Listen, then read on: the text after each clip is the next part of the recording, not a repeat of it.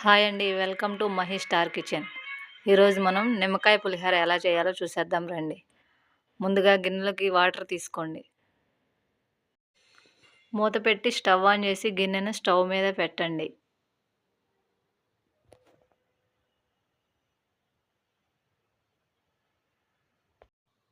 ఎసరు కాగేలోపు బియ్యాన్ని తీసుకొని కడుక్కొని పక్కన పెట్టుకుందాం.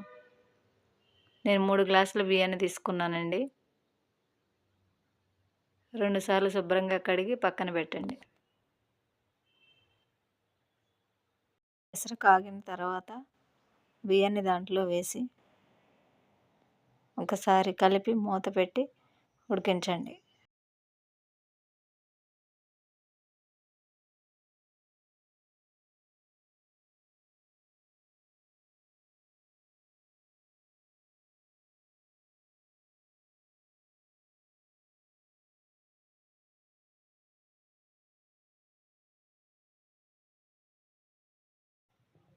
రైస్ పొంగొచ్చిన తర్వాత మూత తీసి మధ్య మధ్యలో కలుపుకుంటూ ఉడికించుకోవాలి. రైస్ ఉడికిందో లేదో చెక్ చేసుకొని అందులోనే ఒక స్పూన్ పసుపు వేసి బాగా తిప్పి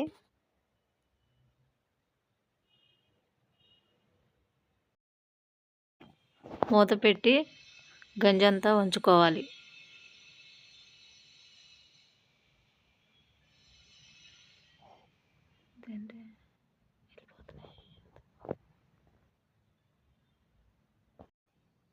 గంజి అంతా ఉంచుకున్న తర్వాత గిన్నెను స్టవ్ మీద పెట్టి ఫ్లేమ్ని సిమ్లో పెట్టి అన్నాన్ని మగ్గించుకోవాలి.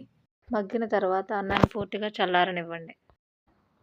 ఇప్పుడు తాలింపు వేసుకుందాం. స్టవ్ మీద కడాయి పెట్టి నూనె వేసి ఆవాలు, ఎండుమిర్చి, పచ్చిశనగపప్పు వేసి తిప్పండి. పచ్చిశనగపప్పు, ఆవాలు కొంచెం వేగిన తర్వాత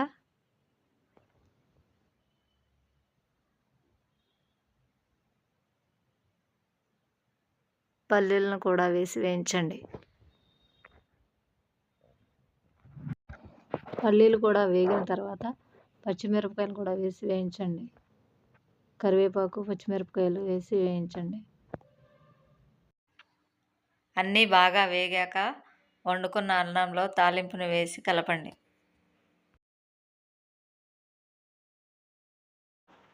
ఇప్పుడు ఉప్పు కూడా వేసి కలపండి.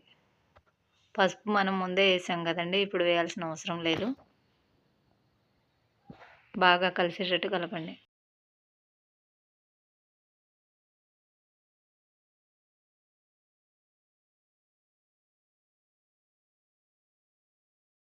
బాగా కలుపుకున్న తర్వాత నిమ్మరసాన్ని కూడా కలుపుతున్నానండి.